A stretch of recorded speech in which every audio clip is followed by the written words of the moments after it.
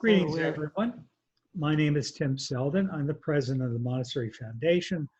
With me are three of my very dear friends and colleagues, Christine Lowry, who's going to be presenting today, Jonathan Wolf, who's going to wave in a minute, and Lorna McGrath. So all of us are connected to the Montessori Foundation. Lorna McGrath is director of the National Montessori Family Alliance. We welcome all of you to this gathering. And without any further ado, I'm going to encourage you to open up your chat window if you have not already. I remind you that in your lower left side, you can mute and unmute yourself. You can also open up your camera if you want, or you can leave it off. And you could also create a virtual background if you want. So without further ado, take it away, Christine. All right, thank you so much, Tim, and welcome John and Lorna and all of you. I'm glad you're here. We decided to have a second session on balancing work and family because we're continuing to hear from you, from other places where parents are communicating with the Montessori community, and from several teacher meetings that the most challenging thing for parents right now is trying to work from home and having your children at home. So today is going to be specifically about that. Now that we're moving into what some people are calling phase 2 of this, we've all learned a lot, I think, about how to balance and what our needs are and what our children's needs are. But there's also that kind of cloud of how long is this going to go on? And settling into a different kind of mindset about this. So I'm really interested in hearing from you throughout our 45 minutes together. So please feel free to unmute yourself and hop in there, or you can put something in the chat box and Lorna is going to be monitoring that for us. But I'd like to start with a couple of questions. And I'm going to ask you to look down at the bottom of the Zoom screen with all of the icons, kind of head towards the far right, and you'll see a little smiley face with a plus sign on its head. If you click on that, it gives you the option of sending a signal of thumbs up that'll show up in your thumbnail, okay? And we're going to use that to be like a yes response, okay? We'll try it. We'll see how it goes. So, how many of you have children at home in the 3 to 6 age range? Click on your thumbs up in reaction button. 1, 2, 3. I got 3, Christine. Okay. If your camera is not on, I can't see if you I don't think that the reaction works. I think you have to have your camera on. Okay. How many of you have a child 6 to 12 in your home? I have 2. I see somebody who doesn't have a camera on that the thumbs up shows. Okay, great. Great. I see 3. Okay. And okay, we've got a few more. Okay, and how many of you have a child who's under 3 at home while you're trying to work? Any under 3-year-olds? Don't see All it. right. What? Did you see any any thumbs that I didn't get to see? I did not. We have an older crowd here today. Okay, so it looks like we have a combination of 3 to 12-year-old children here. How many of you feel like you still could use some ideas, some discussion, some sharing of ideas around balancing the day? How many thumbs up do we have on that? Balancing the day. I'm guessing that you're interested in that or you wouldn't be here in this meeting. But... 1, 2, 3. 3. Okay. 4. All right. Okay, I'm going to share something that I put together. It was supposed to pop up, but it didn't. So here we go. All right. Can everybody see that? Yes. All right.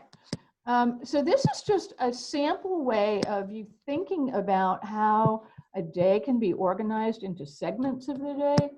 And we're going to post a link to this on the Family Alliance Facebook page, and we'll put the link up for that. So you'll see that later on today. I'll post this. But this gives you an idea of how you can break up the day in order to organize it. There's a section for parent, and there's a section for child, and then I just put an extra section on here. This is just a Word doc. You can change it up however you need to do that. The idea is to think about what kind of routines can we build into each of these segments. So depending on your child's age, is your child able to wake up, get dressed, do that morning routine of washing your hands, wash your face, brush your hair? If your child is able to do that independently, great. And talk with them about what that routine looks like, talk about the steps. They may already be able to do that independently, and that's fantastic. If you have a younger child, when you are beginning to teach your child a routine, it would be very Montessori of you to think about what are the steps that it takes to wake up and get ready to participate in breakfast. So all of those self-care things, teach them in an order. And we know that children learn through repetition. So modeling is a really good way to teach them some of those things. You do them, and then your child does them right after you or at the same time of you, if you have a setup that works like that. Then we go on to mealtime. Now, what's really important about this schedule, there you can see the whole thing now, is that we build in connection times. The whole point of having the day organized like this is to help your child become more and more and more independent. Dr. Montessori said that children have a natural urge towards independence. And we see that all the time. I know that you've seen that in your children as well.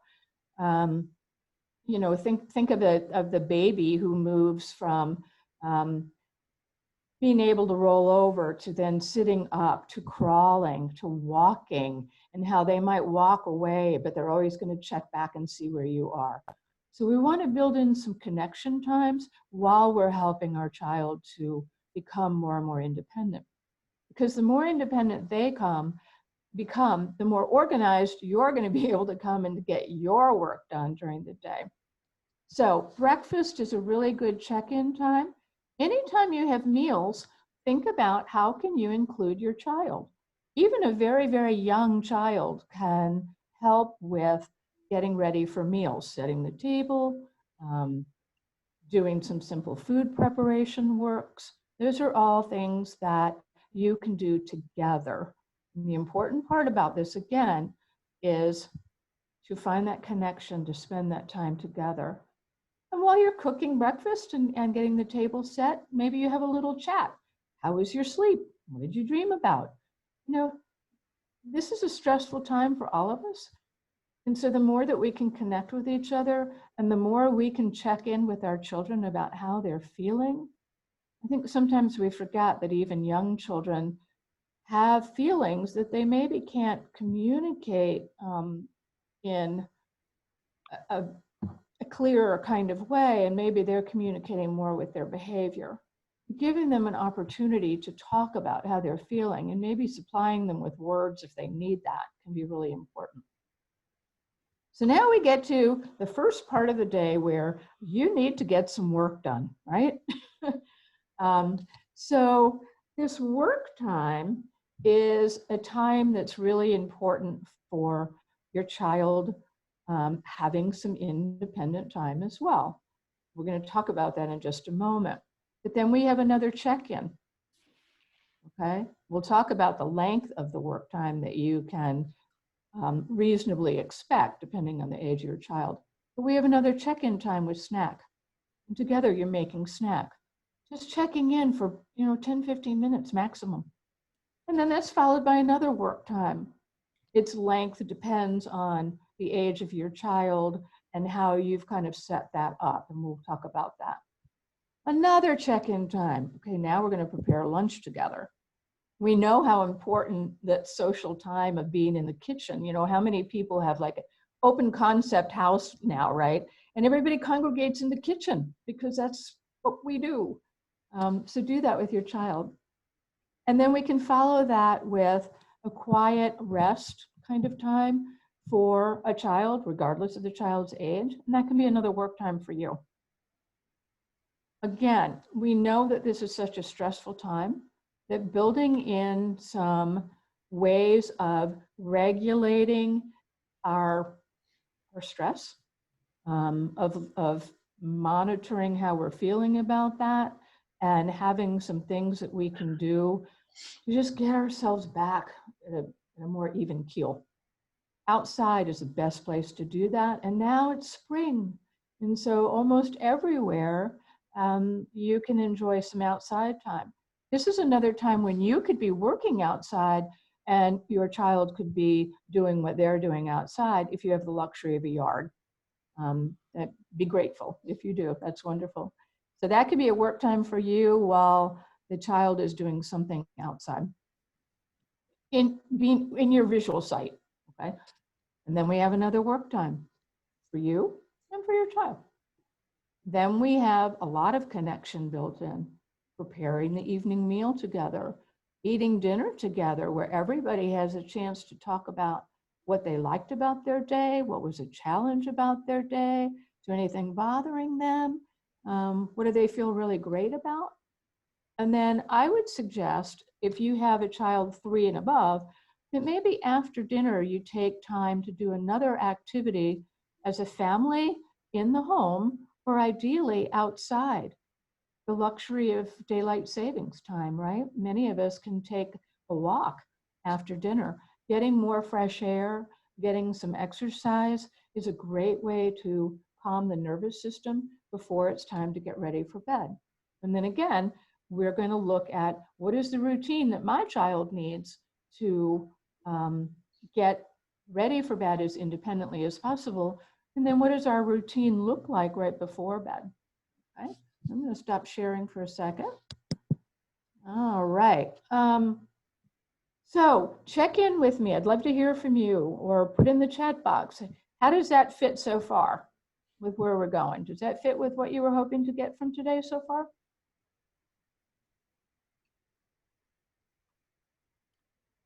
I have to ask you a favor, very practical. Okay, good, thank you. You have to understand that as Montessori teachers, we rely so much on observation and getting feedback from your child. And so as a Montessorian, I'm looking to observe and get feedback from you if this presentation, this lesson that you're getting right now is working for you in the same way that we would do it for a child. Lorna? Yeah, we have a message on the chat that says very practical. Yeah, I saw that. Thank you. Yeah. So that's nice. It is nice. Anybody else who, like I was thinking, okay, I'm interested in the part about breaking those work times down in terms of age of the child. And I know, Christine, you're going to get to that in just a minute. Yep. Okay. All right. Well, I'm going to assume that silence means that you're happy, okay? Because that's just works better for me. But really, truly, we're looking for your feedback here, okay? All right. So, Christine, you've given us this kind of sample way of organizing the day, but you know what? I don't see how that's going to work. All right, let's talk about how it might work. Okay. It works. And what I'm hearing from all of you that were on this call initially is that you've got children 3 to 12 and up, okay? You can sit down with your child, even a 2.5-year-old, 3-year-old, sit down and create a plan together. If you haven't done it already, the idea that, you know what, it's probably going to be a while that we're going to be in the house together. We don't know how long it's going to be yet. One day you will be going back to school, and one day I will be going back to work. It's important to reassure them of that. But for now, we're all in this together. And we're a family that's going to support each other. So one way we can do that is to come up with a plan. That plan is going to include whoever it is you partner with in your home. for the children, your parenting partner, any other adults. Maybe you have a grandparent living with you, or maybe I know a family that I'm very close to has an au pair. And so there are 3 adults to help take care of the children in that family. You sit down and you have a conversation and you set your expectations. I need to work, and in order for me to do my work, you get to do your work, or you need to do your work, depending on the age of your child. With a 3 or 4 or 5-year-old, I'd say, and you get to work too, because they naturally want to work. And you come up with a plan for your day. You can use the plan that I just showed you that we'll be posting at Montessori Family Alliance on Facebook, or you create your own plan. I do want to say at this point that you as the parents are the experts. We're here, we have some expertise too, but we're not the experts about your child, and we're not the experts about your home and about your family and what your home and your family and your child need. So these are just ideas that you make your own so that they work for you, okay? I mentioned several times about building in connection times throughout the day. The more that we can assure our children of every age, even teenagers, that we're in this together, that this is safe, that we're going to be safe, things are going to be predictable, we all love each other very, very much. It's that kind of reassurance that is going to help your child have periods of being independent. So we can't minimize those connection times. I mentioned building in some self-regulation breaks.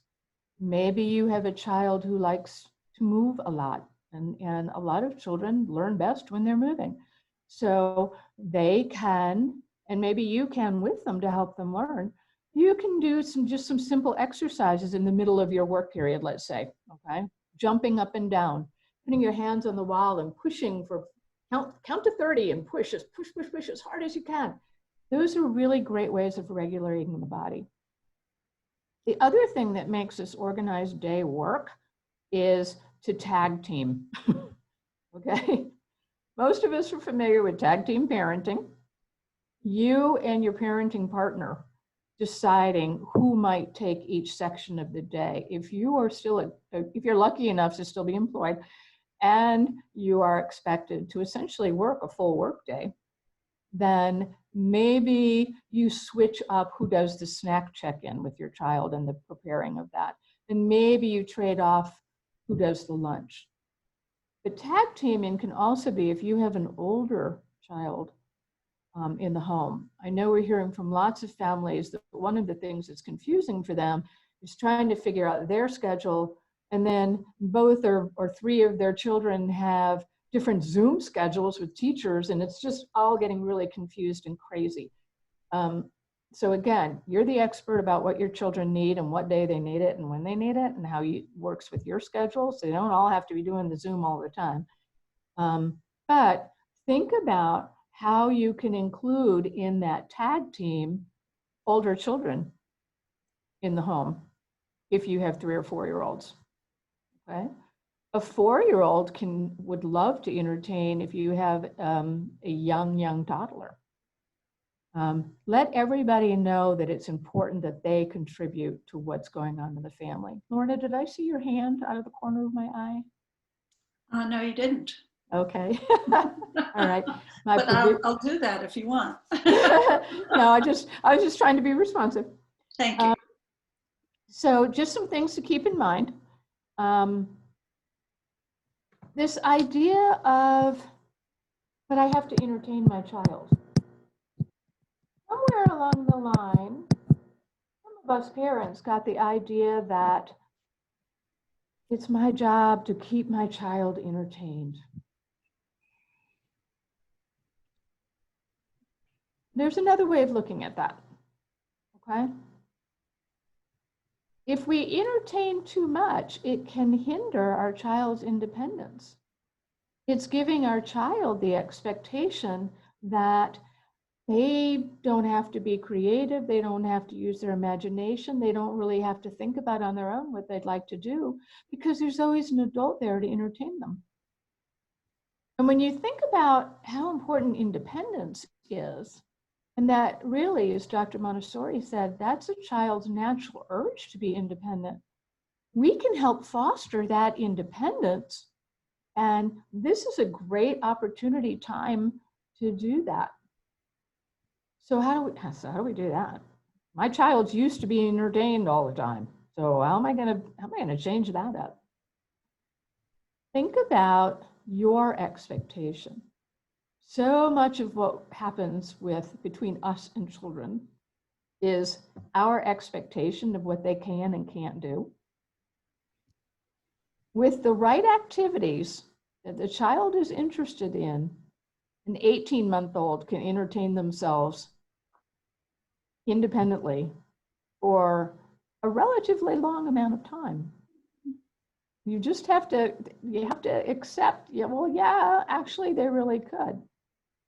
Now, I'm not saying that your child is off somewhere else in the house, off by themselves.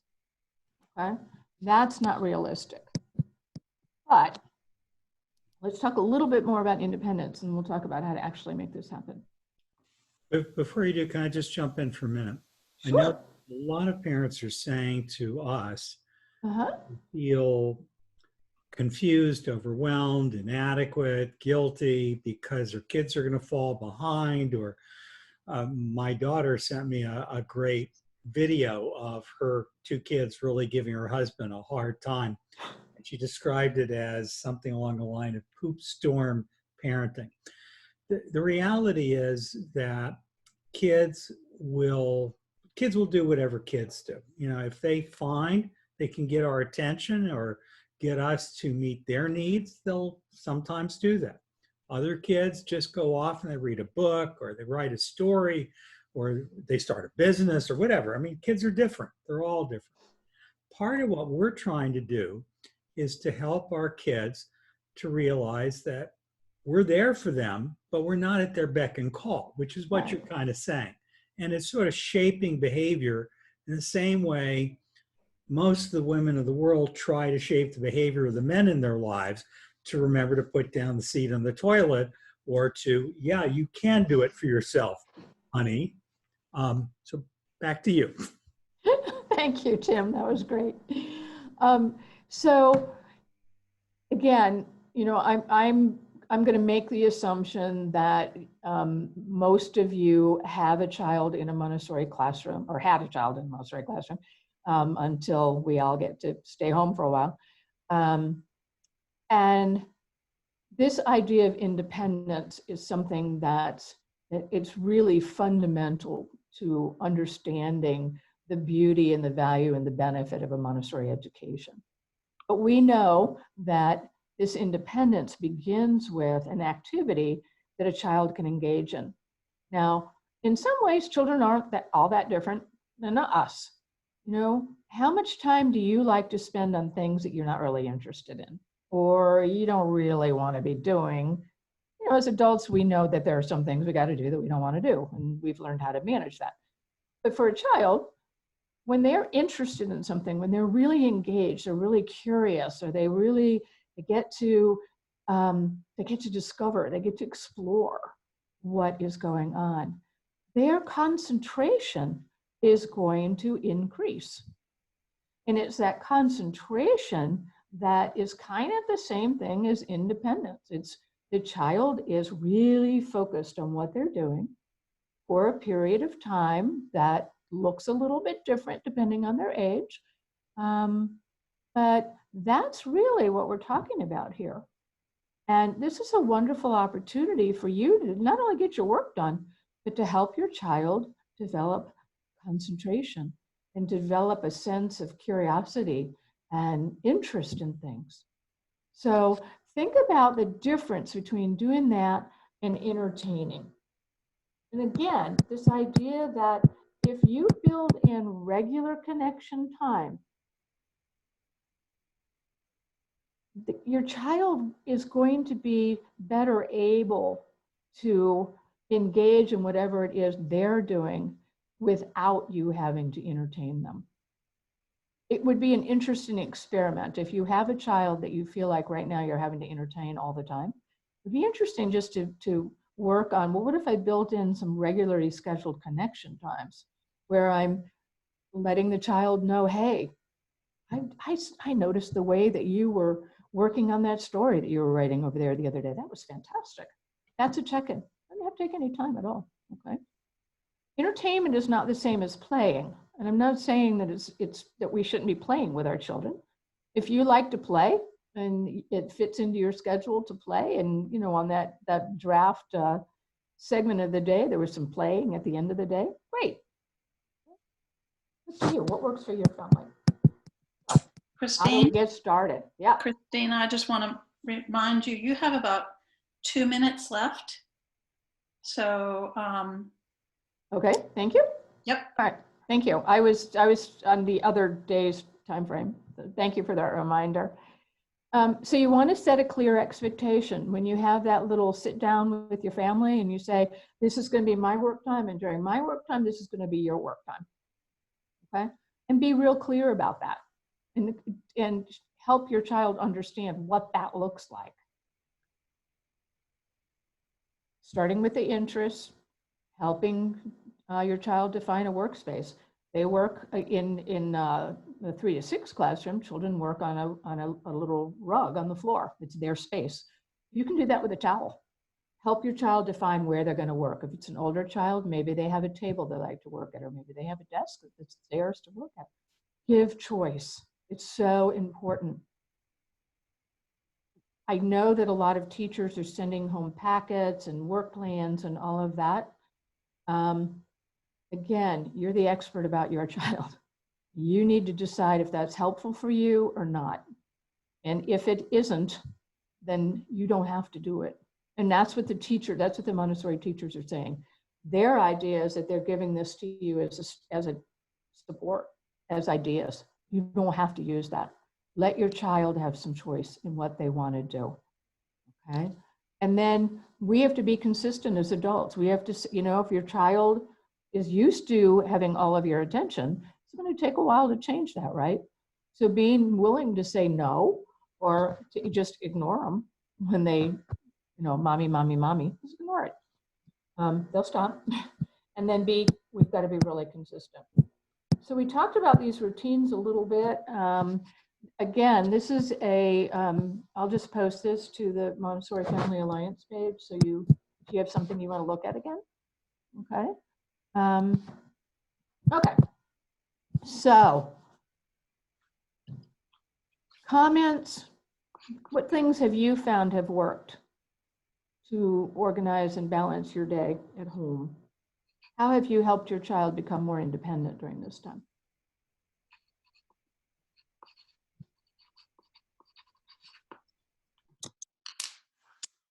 I like to try to think about, when my kids were young, I used to like to try to think about what's one thing that I'm doing for my child that my child could actually do for himself. And then I would stop doing it. And that's always been valuable to me, and it might be valuable to you as well, to say to yourself each week, once a week, you don't have to drop everything on one day, okay? Just one thing a week. What are you doing for your child that your child could do for themselves? Remember, they might need a lesson on whatever that is. Like, let's say you think, oh, my child could fold their clothes and put them away, right? They're old enough, they're big enough. But they might not know how to fold their clothes, or they might not know, I don't know, where they go. So you need to help them to know what it is you expect. Again, go back to expectations, as Christine was talking about. Give them a lesson, show them what you want them to do, and say, you know what, you're big enough now to be able to do this. I know you can do it. And it would really help me too. Sorry, Casey, you had your hand raised. What would you like to, you can unmute yourself and share with us. There you go. Sure. Yeah. Thank you for that, Lorna. Well, Just sharing some things that we've been doing on the sort of topic of that experiential learning in our household. And I think now is a very rich time for experiential learning. for example, it's like, okay, for the past week, you've been clearing your dish. You've been doing a really good job with clearing Right. your dish. But you Right. know what? You're not scraping it into the compost or the garbage. So like, that's the next step, I mean, and again, I think you have to like tailor this and adapt it to like where a young person's, ability to absorb, those lessons are in place and time. And then it's like, because if you get a lot of resistance against like, oh, I'm scraping my dish, it's like, all right, we'll work on that tomorrow, or the next time. But, like moving up those stages, like now like now when it's clean enough, like put it in the dishwasher. Like how fortunate we are to even have a dishwasher, and talking about Right. that. And I mean, there's like so many microcosms of unpacking right now that we can do in the realm of experiential learning. And we've been working on that a lot in our household. And I mean, my son is keeping up with his responsibilities with online learning. He's in grade 6, so he has those responsibilities. Mm-hmm. I feel that he's very inundated right now with a lot of like he's zoomed out. And he is keeping up with his tasks, but I also see it as a time that, if you see it as a kind of benediction, in the sense that, most people are working people, and a couple has to go to work so that they can run the household in 21st century, America nowadays. And so what a gift to be able to like be our kids' teachers, if you see it as such, and so like we were taking a long walk the other day, me and my son, and we got in a whole discourse about like he was asking me questions about one of my friends and their family.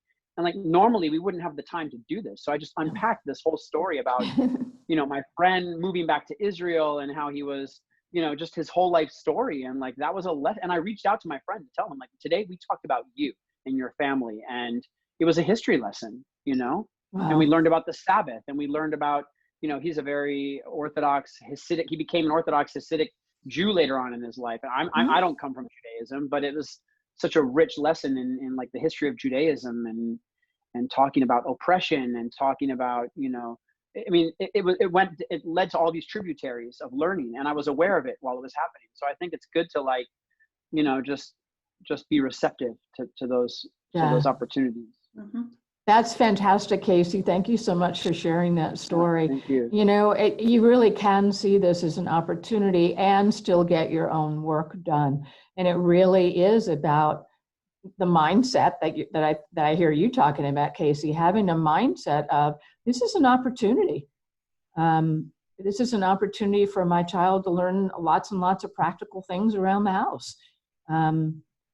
And so that mindset, but then the expectations that you have, the expectation is that you clear your plate from the dinner table, you scrape into the compost, and then you put it in the dishwasher. And that's the sequence, and that's how we do it, and that's how we do it. We can be really matter of fact about this. And, sometimes a child won't want to do something, but you know what? It's like, that's how we do it.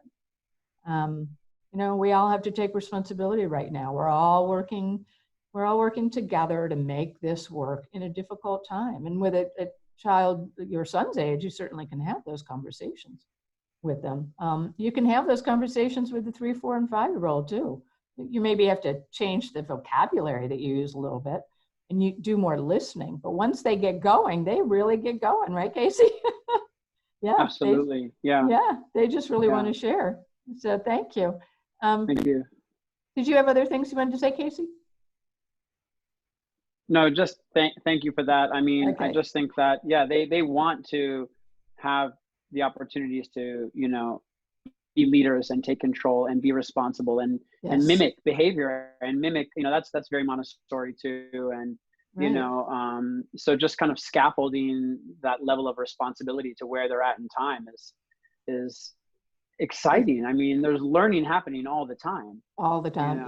I think so many of them are lacking these experiential skills now because they're so inundated with technology in general that like you said, folding could lead you down a rabbit hole of like studying the Japanese art and science of folding. I mean, the way that the Japanese fold everything in their stores when they wrap something for you. I mean, I've been to Japan twice. I love it. It's such an ornate culture that, you can really unpack these seemingly mundane experiences into a wealth of, profound teaching opportunities. So, the sky's the limit right now. Absolutely. And so it's It's just a matter of, starting with that basic idea of we have to have an organized day. And as you said, Casey, all of you have to work. I mean, that is the reality, and your child can accept the fact that this is the reality right now. Mom and dad are working from home, and they have their work, and I have my work. And what the work looks like is going to be real different for a 3-year-old than a 12-year-old. Now, those of you that have elementary age students are probably getting some kind of structure from your child's teacher that is varying degrees of expectation from the teachers. But again, I think your expectations about that are the overriding ones. If it's not working for your child, it's not working for your child, and you are your child's best advocate. So you decide how to balance that. But even with a 3 to 6-year-old, there's many things that they can do independently. I mean, Christine, can I butt in? Yep. I thought of a silly one the other day, and maybe you guys have already thought of this, but I was thinking, there's a lot of things that kids can do at home that that they're learning from, just as you were saying, Casey. And the one I thought of was get everybody's socks, out of the laundry basket, mom's socks, dad's socks, little socks, medium socks, red socks, blue socks, and put all the socks into a pile, and your 3 to 5-year-old would love to sort the socks. They'll sort them in all different ways. They might sort them by color. They might sort them by design. They might sort them by size. They might sort them by, you don't know, and they will have fun with that. I mean, it doesn't have to be drudgery. It doesn't have to be some special big project. It could be just part of your regular day. And I thought that's the one I'm going to try with my grandson, is the sock pile. Yeah. And another great activity that you could do as a family after dinner would be to make some Play-Doh. There's Google homemade Play-Doh. You'll get more recipes than you thought existed. And then the next day, one of your 3 to 6-year-old's activities is playing with the Play-Doh. Or maybe they play with it for a little while and then they get tired of it. They probably won't. But if they do, you could suggest, I wonder if you could make a model of our house with the Play-Doh. And then you go back to work. You're just planting that little seed. That's the kind of way that you can balance what you're doing with the expectation that your child is going to work on their own. So, very short amount of time that we have to spend with you. I hope that this was helpful. If you have some other comments, we've got a few more minutes that you can put those in the chat, or if you just want to turn on your camera and unmute yourself, we'd love to hear from you. As they're doing that, I would just like everyone to think for a moment about gratitude. Yeah. We are all learning lessons that we didn't expect to learn. And at the moment, it may not feel like it. It may just feel like punishment, pain. But, Nivar is just texting me privately about a year ago. She was thinking about, maybe it's time to retire, and she's leaning in. And talking about me. We are all learning about the value of money, about the value of our family, about how to restructure time, patience, gratitude.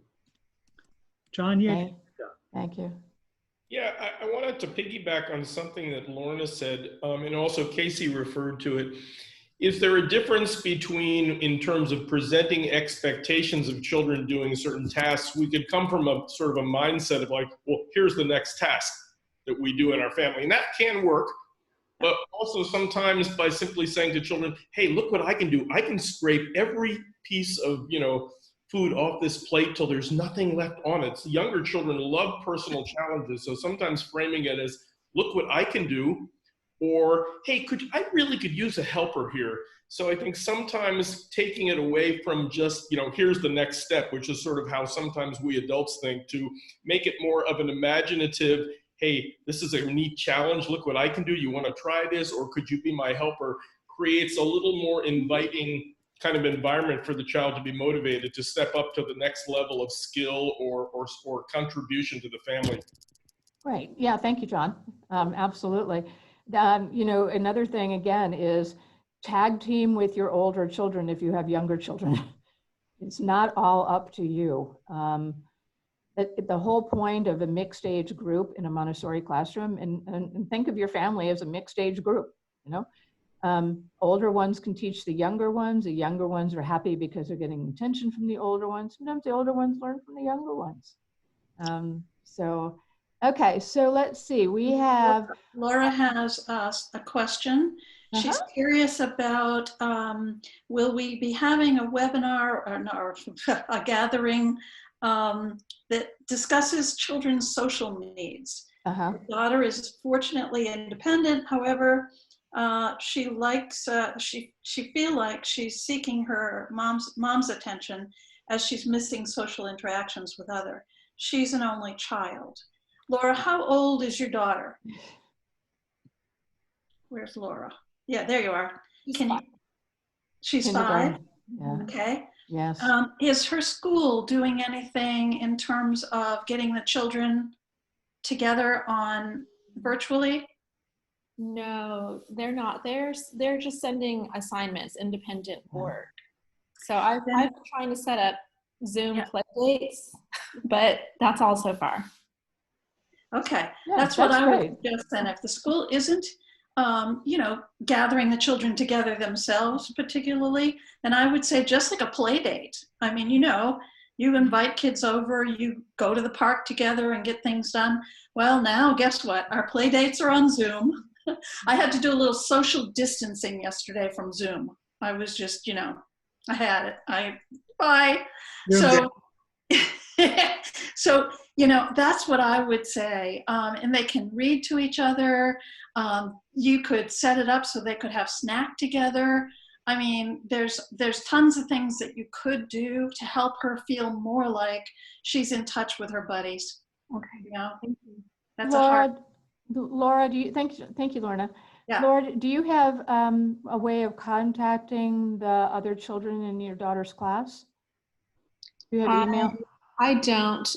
We fortunately have a strong group of support and good friends that we are contacting otherwise. But I have access to their information. Yeah, because I was going to say, if you wanted to just, you know, email your daughter's teacher and say, hey, thank you for the packet so much, but my daughter would really like to see some of her friends from school. You could ask for maybe some emails to be shared and that way too. So yeah, but that's a great idea. And I wrote down social needs and social isolation that some of our children are feeling.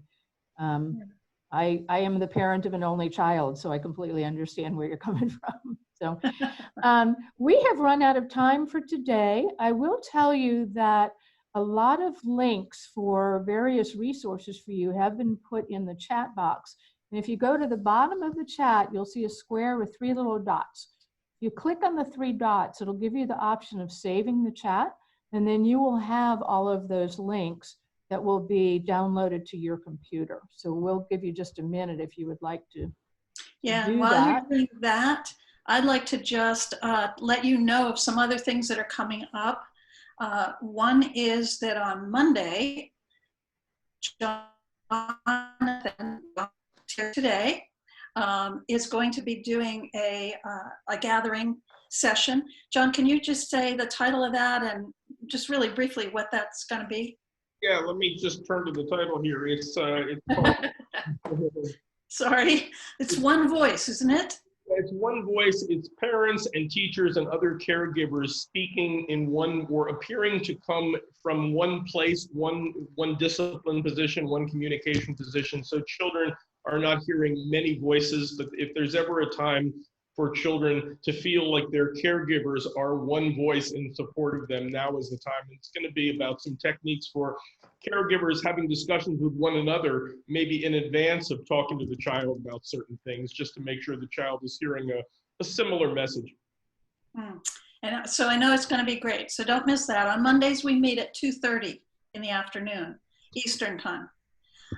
Tuesdays, Tim mentioned that I do a webcast every Tuesday, webinar actually. It's free, it's for parents, it's always for parents, but I felt like I needed to do one that was more specific on Tuesday about things that you can be doing, strategies that you can use that are similar to Christine's today, except not the same thing.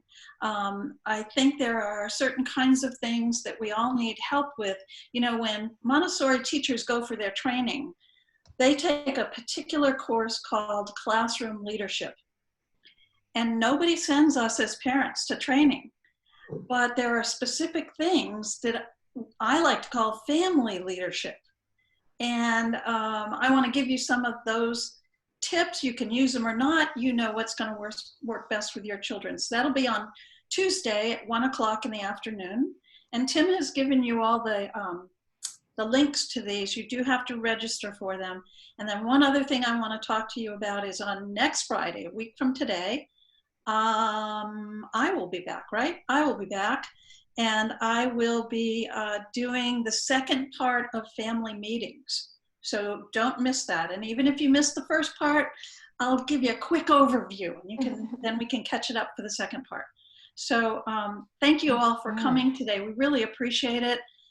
Do look at the websites that have been listed and the Facebook areas that we have for you, and contact us anytime if you've got a question, or if you've got something that you would like us to talk about.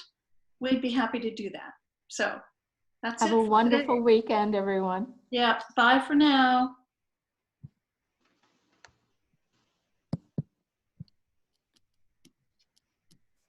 Oh, that was fun, everyone. It was. Yep, great job, Christine.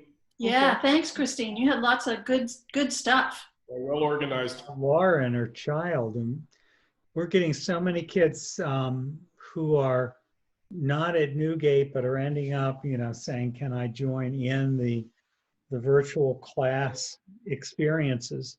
It's just fun. Yeah. I listened to, I've participated in the teacher meetings that Kitty's people have been having. And that's the one most common theme that I'm hearing from the teachers is that their students need the social time more than anything else. Yeah. The academic stuff, you know, whatever. What they need right now is that social connection.